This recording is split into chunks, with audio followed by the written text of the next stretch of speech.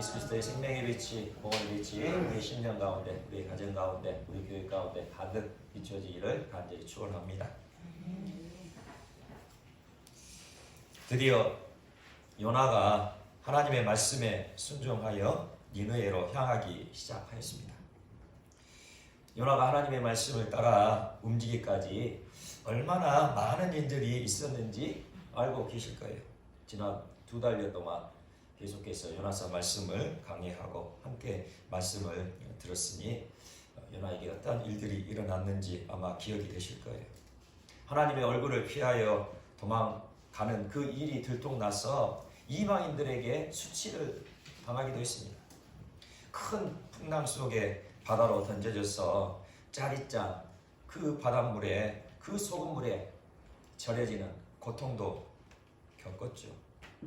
그리고 큰 물고기 뱃속에 들어가 숨조차 제대로 쉬지 못하는 그 고난을 당하기도 했습니다.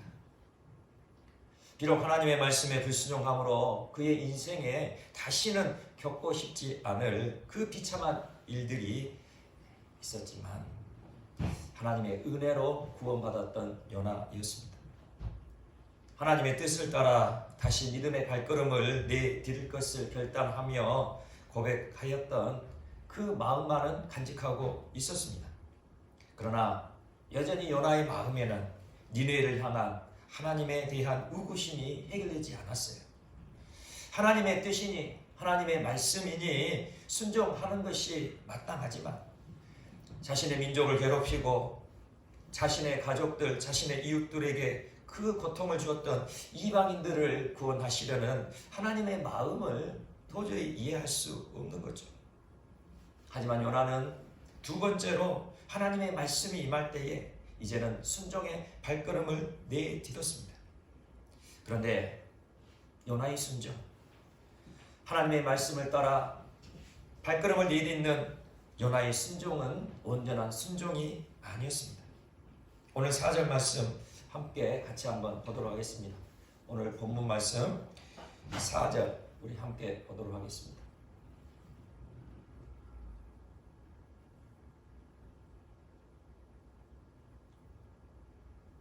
네, 시작.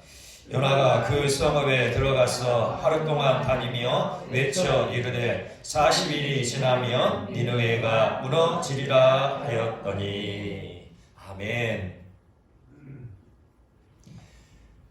요나에게 첫 번째 말씀과 동일하게 하나님의 말씀이 임하였습니다.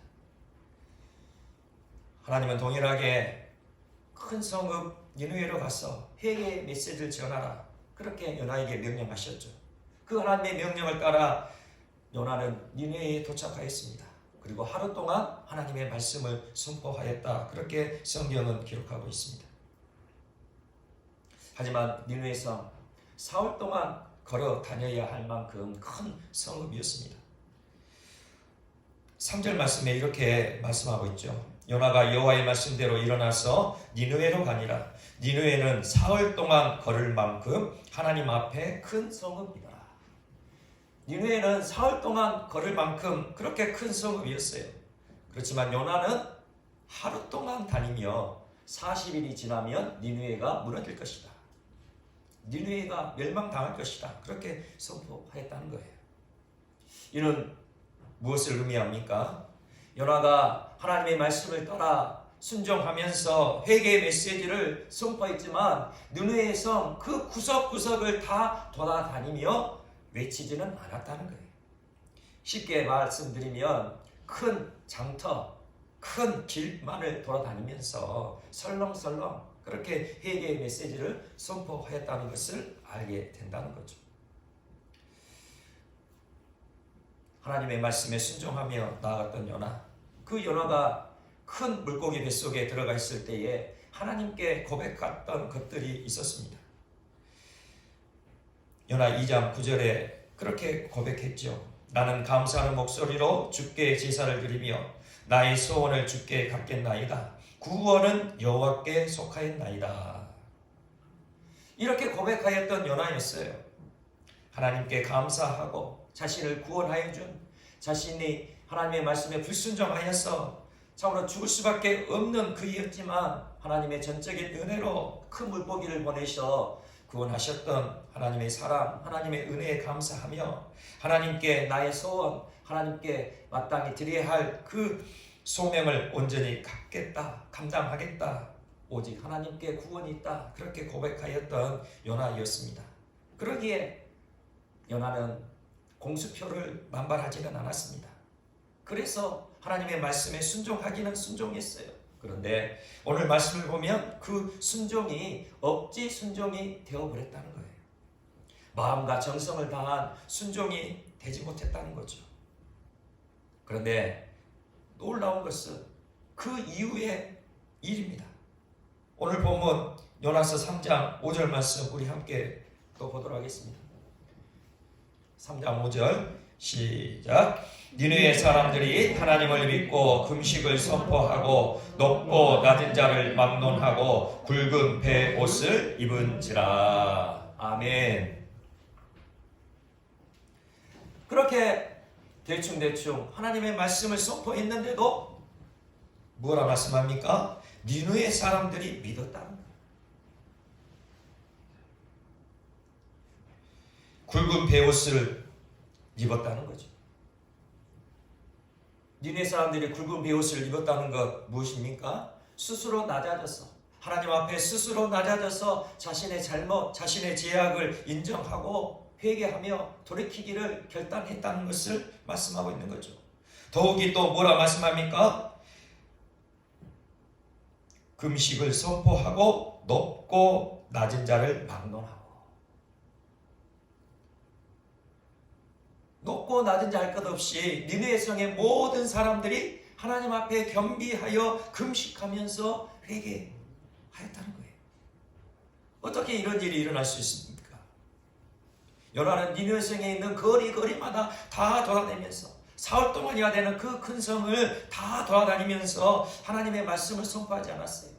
불과 하루 동안 선포했다는 거예요. 이 이야기는 결국 니느웨 성에 있는 모든 사람들이 요나가 전하는 회개의 메시지, 이 심판의 메시지를 다 들은 것은 아니라는 거죠. 그런데 어떻게 낮은 자나 높은 자나 니느웨 성의 모든 사람들이 다 그렇게 금식하면서 굵은 베옷을 입으며 회개하는 자리에 나아갈 수 있었다는 겁니까?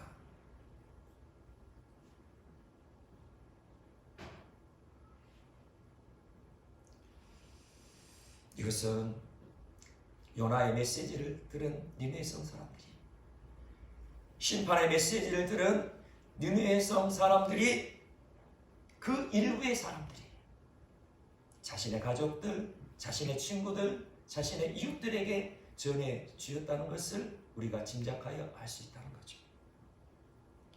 요나가 전하는 회개의 메시지를 들은 니느웨 사람들, 자신이 그 말씀을 들었을 때에 자신만 그 말씀을 듣는 것이 아니라 자신의 가족들에게, 자신의 친구들에게, 자신 가까이 사는 이웃들에게도 그 회개의 메시지를 전해 주었다는 거예요. 여기서 복음의 역사를 우리가 보게 됩니다. 복음은 불길과 같이 번지는 능력이 있다는 거예요. 한 사람이 복음으로 살아나고 한 사람이 복음으로 변화되면 그 주위로 복음의 불길이 번져나가는 것이에요. 요나의 선포를 들은 니느웨 사람들, 그 사람들이 몇 명이었는지는 알 수 없습니다. 그러나 그 일부의 사람들, 그 회개의 메시지, 심판의 메시지를 들었을 때 얼마나 충격이었겠습니까? 이웃나라를 침략하여서 그 이웃나라의 것들을 가서 빼앗아 오고 착취하여 그렇게 살아가니 부족함이 없는 삶을 살고 있었던 니느웨 사람들이었습니다. 먹고 마시고 장가가고 시집가고 그렇게 한없이 평안하고 안락한 삶을 살아갈 줄 알았던 그런 사람들이었어요. 그런데 40일이 지나면 망한다는 거예요. 40일이 지나면 다 무너지고 끝장난다는 거예요. 그런데 더 놀라운 것은 이 말이 믿어진다는 거죠. 역사적인 기록에 의하면 그 당시에 계기 일식이나 어떤 자연 현상들이 일어났다고 말합니다. 어떤 국가적인 재앙이 일어나게 되면 이런 계기 일식, 어떤 자연 현상이 미리 예지되어지고 그렇게 국가적 재앙을 경고했던 그 당시의 상황이었습니다.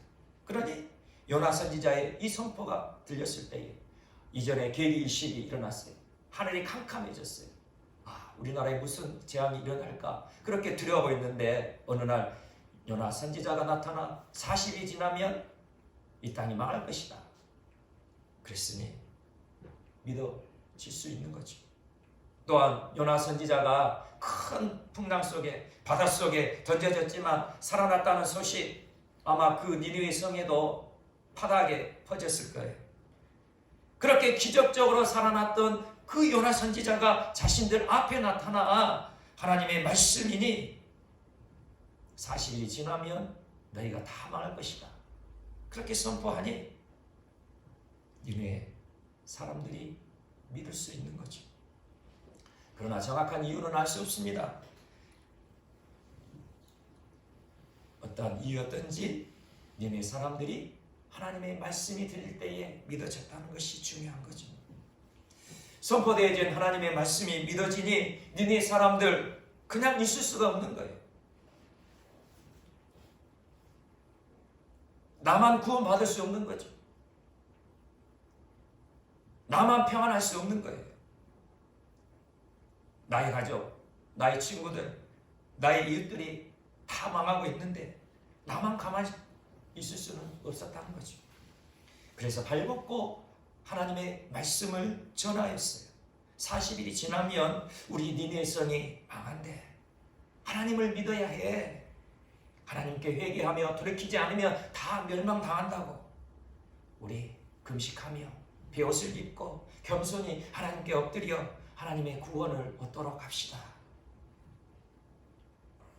이렇게 니느웨 사람들은 구원의 소식, 이 놀라운 복음을 가족들과 이웃들에게 전하였고 결국은 니느웨 성의 왕까지 자신의 왕복을 벗어버리고 회개하는 자리에 나아갈 수 있었다는 것입니다. 하나님의 역사는 한 사람을 통하여 시작되어지지만 그 한 사람이 하나님 나라를 다 완성시킬 수는 없는 거예요. 하나님의 나라는 한 사람이 한 사람에게 또 한 사람이 한 사람에게 복음의 불길을 전해 주어질 때 그렇게 확장되어져 간다는 것입니다. 이사야 52장 7절에 이렇게 말씀합니다. 좋은 소식을 전하며 평안을 공포하며 복된 좋은 소식을 가져오며 구원을 공포하며 시온을 향하여 이르기를 내 하나님이 통치하신다 하는 자의 산을 넘는 발이 어찌 그리 아름다운가. 아멘. 좋은 소식을 전하는 발, 평안을 공포하고 복된 좋은 소식을 전하는 발, 그 복음을 전하기에 저 높고 험난한 그 산을 넘어가는 그 발이 얼마나 아름다운가. 하나님께서 모든 영혼을 구원하는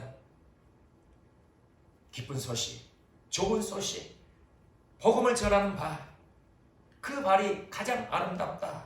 그렇게 말씀하셨어요. 하나님 보시기에 가장 아름다운 발을 소유하는 우리 모두가 되시기를 간절히 축원합니다. 그런데 우리가 주목해야 할 것이 있는데요. 순종하는 요나의 모습이에요. 아까도 말씀드린 것처럼 오늘 말씀을 보면 요나는 하나님께 자신이 가지고 있던 100%의 역량을 다 발휘하지 않아요. 사흘길이나 되는 그 큰 니느웨 성에서 불과 하루만 하나님의 말씀을 선포할 뿐이었죠. 이렇게 최선을 다하지 못한 요나의 불성실에 대해서는 분명히 하나님께서 묻는 날이 있을 거예요. 그렇지만 이러한 요나의 불성실한 순종에도 불구하고 하나님은 역사하셨다는 거예요. 요나의 순종하는 발걸음 가운데 하나님의 역사하심이 있었다는 거죠. 여기서 우리가 알 수 있는 것이 무엇입니까? 순종하는 자에게 하나님이 역사하신다는 거죠. 순종하는 자에게 자신의 능력, 자신의 역량, 자신의 재능은 문제가 되지 않는다는 것입니다. 저는 능력이 없어서, 저는 재능이 없어서, 저는 은사가 없어서 하나님 저는 못해요. 이렇게 핑계대어서는 안 된다는 것입니다. 진정한 믿음이란 나는 능력이 없지만, 나는 할 수 없지만 나와 함께 하시는 하나님이 전능하신 하나님이시니 내가 하나님을 의지함으로 순종하겠습니다. 이것이 진정한 믿음인 거예요. 순종하면 하나님의 능력이 임하게 됩니다. 순종하면 성령님께서 권능으로 붙들어 주세요. 순종하면 예수님이 우리의 길을 열어주신다는 것입니다. 그러므로 나는 미련하고 나는 약한 자이나 내게 능력 주신 자 안에서 내가 모든 것을 감당할 수 있습니다 라는 고백이 우리에게 있어야 할 줄 믿습니다. 복음을 전하고 하나님의 일을 하는 것, 내 능력으로 하는 것 아니에요.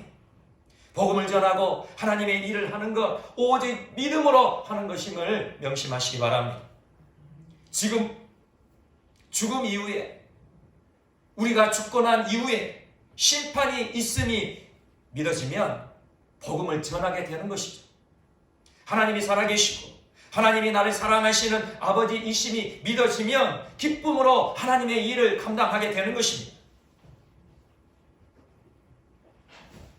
그리고 우리가 한 모든 일의 책임은 하나님이 져주신다는 거예요. 우리가 하나님의 말씀에 순종하며 나아가면 그 모든 결과는 하나님께서 책임져 주세요. 그러니 우리가 하나님의 말씀에 순종하여 일이 잘 되었다고 우쭐대해서는 안 될 것입니다. 내 모습을 자랑해서는 안 된다는 거죠. 오직 하나님께 영광 돌리는 우리 모두가 되시기를 간절히 소망합니다. 우리가 하나님의 일에 순종하였을 때 일이 안 되었다고 낙심해서도 안 될 것입니다. 하나님의 뜻을 더욱 바라며 더욱 엎드려 기도하며 하나님의 뜻에 합당한 삶으로 나아가는 우리 모두가 되시기를 간절히 축복합니다. 이제 니느웨 성 사람들은 요나가 선포한 말씀을 들었어요. 그리고 하나님의 말씀은 니느웨 성 사람들을 통하여 모든 백성들에게 불길처럼 번져가서 결국은 그들이 금식하며 회개하며 돌이킴으로 하나님의 심판을 면하게 되었습니다. 오늘 본문 10절 말씀 우리 함께 또 보도록 하겠습니다. 10절입니다. 시작. 하나님이 그들이 행한 것 곧 그 악한 길에서 돌이켜 떠난 것을 보시고 하나님이 뜻을 돌이키사 그들에게 내리라고 말씀하신 재앙을 내리지 아니하시니라. 아멘. 하나님은 니느웨 백성들이 악을 버리고 하나님께 회개하며 돌이키자 하나님께서 작정하신 그 재앙을 내리지 않으셨습니다. 하나님의 은혜이고 하나님의 놀라운 축복이죠. 하나님의 놀라운 사랑의 결과입니다. 이 자리에 함께하는 우리 모두에게도 이 놀라운 하나님의 사랑이 충만하시기를 간절히 소망합니다. 그런데 우리가 알아야 할 것은 지금 니느웨 백성들이 40일 뒤에 임할 재앙에서는 구원받았습니다. 40일 뒤에 너희가 망할 것이다 그렇게 선포하신 하나님의 말씀을 믿고 그들이 회개하며 돌이켰을 때에 40일 뒤에 그 재앙은 내리지가 않았어요. 그런데 그 구원이 지속되지는 않았다는 거죠. 하나님의 전적인 은혜로 하나님의 전적인 사랑으로 구원받았다면 구원받은 니느웨 성 사람들이라면 그 이후의 삶은 어떠해야 했을까요? 멸망당하고 심판당해야 마땅하지만 하나님의 은혜로 구원받았다면 어떻게 해야 할까요? 이제부터는 오직 하나님만을 섬기고 하나님의 말씀에 순종하는 삶을 살아가야 하지 않겠습니까? 그런데 어디에도 성경 어디에도 니느웨 성 사람들이 그 이후에 요나의 회개 메시지를 듣고 회개하고 난 이후에 하나님만을 섬기고 하나님만을 예배하였다는 기록이 없다는 거죠. 여전히 그들은 하나님이 가증하게 여기는 우상을 섬기며 살았고 여전히 그들은 이웃나라를 침략하며 약탈하는 삶을 살았고 그러다가 결국 바빌론에 의해 멸망당하였음을 성경에서는 증언하고 있습니다. 요나가 회개의 메시지를 전해주었던 그때에만 그날이 한 달이었든지 두 달이었든지 그 날짜는 모르겠어요. 그렇지만 그때에만 반짝새일처럼 하나님을 섬기고 하나님께 돌아왔다가 다시 죄악된 삶으로 원상복귀를 해버렸던 거예요. 니느웨 성 사람들은 하나님의 재앙이 내리지 않자 이제 하나님께 우리도 구원받았으니 마음대로 살아도 되겠다, 그런 마음이었다는 거죠. 하지만 진정으로 구원받은 자의 삶은 그럴 수가 없는 거죠. 하나님의 사랑으로 진정으로 구원받은 하나님의 자녀는 그런 삶을 살아갈 수가 없는 거예요. 우리 한 사람 한 사람도 하나님의 사랑, 전적인 하나님의 은혜로 구원받은 하나님의 자녀가 되었습니다. 그래서 지금 우리가 이 자리에 나야 하나님께 예배하고 있는 거죠. 죄 없으신 예수님이 십자가에서 우리의 죄를 대신 감당하시고 죽으심으로 우리는 구원받았다는 거예요. 예수님은 가시면류관을 쓰셨고 손가발에 못이 박히셨고 옆구리에 창이 찔리셨어요. 그리고 온몸에 채찍질을 당하셨죠. 예수님이 왜 이런 고난을 당하셔야만 했습니까? 바로 나 때문이죠. 바로 우리들 때문입니다. 예수님이 왜 가시면류관을 쓰셔야만 했을까요? 오직 이성으로만 판단하고 내 자신을 위해 합리화시킨 나의 머리로 지은 모든 죄를 용서하시기 위해 예수님은 그렇게 가시면류관을 쓰셨던 것이죠. 예수님은 왜 손과 발에 못이 박혀주셨을까요? 나의 손과 발로 저지른 그 모든 죄를 용서하시기 위하여 예수님은 손과 발에 못이 박히셨던 거예요. 예수님은 왜 옆구리에 창이 찔리셨을까요? 내 마음으로 정죄하고 미워하고 시기하고 비판하였던 그 마음의 모든 죄를 용서하시기 위해 예수님은 그 옆구리에 창이 찔리셨습니다. 예수님은 왜 채찍에 맞으시고 온몸이 갈기갈기 찢기셨을까요? 나의 모든 연약함과 부끄러움과 수치를 가려주시고자 예수님은 온몸에 채찍질을 당하셨던 거예요. 그 예수님이 나를 구원하시기 위해 십자가에 피 흘려 죽으시고 다시 부활하신 하나님의 아들이심을 믿는 모든 사람은 구원받은 것입니다. 예수님의 그 크신 사랑, 예수님의 그 놀라우신 은혜로 지옥에서 멸망당해야 할 우리가 구원받은 거예요. 그 귀한 사랑으로 구원받은 것이 확실하다면 나를 구원하신 예수님을 어찌 사랑하지 않을 수 있겠습니까? 그 귀한 사랑으로 구원받은 것이 정말 확실하다면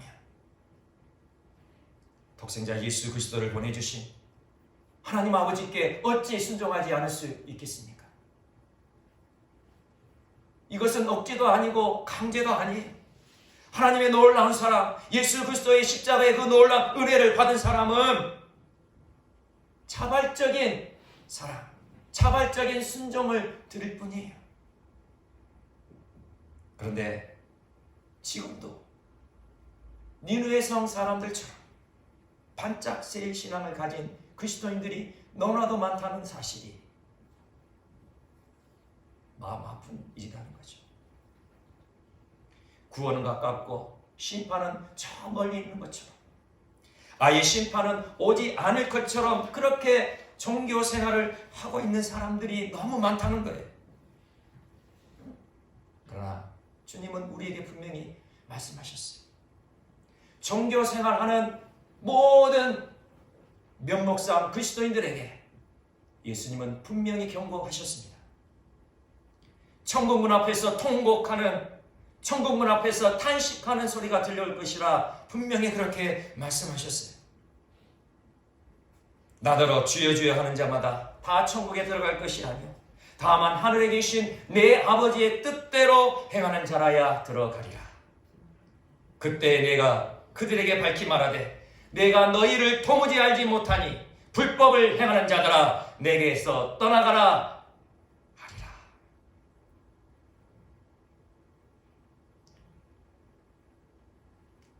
나는 분명히 예수님을 믿었어요.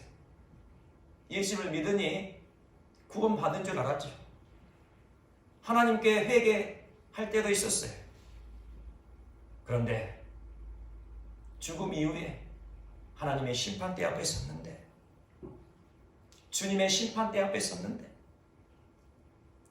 예수님이 나를 모르시겠다, 너 누구냐 그러신다면 어떨까요? 아주 가난하게 살던 어떤 사람이 있었습니다. 그에게는 소망도 없고 꿈도 없었죠. 그저 오늘 하루하루를 어떻게 굶지 않고 살아갈까, 그것만을 고민하며 살아가는 사람이었어요. 하루하루를 연명하는 그런 사람이었죠. 그런 그에게도 유일한 희망이 하나 있었어요. 매주마다 로또를 한 장씩 사는 거예요. 로또 1등만 당첨되면 나의 인생도 이제 꽃길이다. 그렇게 계속 사지만 역시나 꽝이죠. 그렇게 힘든 나날을 보내던 어느 날 정말 기적 같은 일이 일어났어요. 꿈만 같은 일이 일어났어요. 로또가 1등이 당첨된 거예요. 한 번을 보고 두 번을 봐도 숫자가 정확해. 1등이. 볼을 꼬집어 봤어요. 꿈은 아닌지. 근데 볼이 아파요. 심장이 터질 듯한 그 마음을 가지고 그 다음날 당첨금을 찾으러 갔어요. 이 당첨금 받으면 무엇부터 할까? 너무나도 설레요. 행복에 겨운 상상을 하는데 그 당첨된 로또 복권을 받아 들고 있던 담당 직원이 한마디 합니다. 손님, 이거 지난주 거예요. 이번 주 당첨 로또가 아니에요. 받아봐서 자세히 보니 지난주 로또 가지고 이번 주 로또 번호를 맞춘 거예요. 착각한 거죠. 그렇다면 그 사람의 심정은 어떠할까요? 그나마 로또야 또다시 살 수 있는 기회도 있잖아요. 하지만 우리가 심판대 앞에 섰을 때 만약 이런 상황이라면 어떠할까요? 우리가 주님의 심판대 앞에 설 때는 다시는 기회가 없음을 명심하시기 바랍니다. 천국에 들어갈 그 부푼 마음을 가지고 주님의 심판대 앞에 섰어요. 천국에 들어가면 무엇을 먼저 할까? 그렇게 행복한 상상을 하고 그렇게 정문 앞에서 기다리고 있는데 주님이 너 누구냐? 너 잘 모르겠는데 그러신다면 어떤 마음이 들까요? 에이, 좋다 말았네. 그럴 수 있을까요? 우리가 인생을 살다 보면 어느 때는 에이, 좋다 말았네. 그런 일들이 생길 수 있죠. 낙심할 수도 있습니다. 툴툴 거릴 때가 있어요. 하지만 이 땅에 살 때에는 기회가 있어요. 툴툴대고 낙심될 그런 일들이 있어도 다시 기회가 있다는 거예요. 그런데 주님의 심판대 앞에서만큼은 결코 에이, 좋다 말았네. 이래서는 안 될 것입니다. 하나님 앞에 섰을 때 다시 기회가 없어요. 에이, 좋다 말았네. 천국 문 앞에서 결코 이런 말이 들리지 않아야 될 것입니다. 이제는 우리 주 예수 그리스도의 은혜와 아버지 하나님의 그 크신 사랑과 성령 하나님의 인도하심이 매일의 삶 가운데 거룩한 지성소까지 나아가기를 갈망하는 믿음으로 예수 그리스도와 동행하는 모든 믿음의 지체들 머리 위에와 우리 기업 위에와 가정 위에 지금부터 영원까지 함께하여 주시옵기를 간절히 축원하옵나이다. 아멘.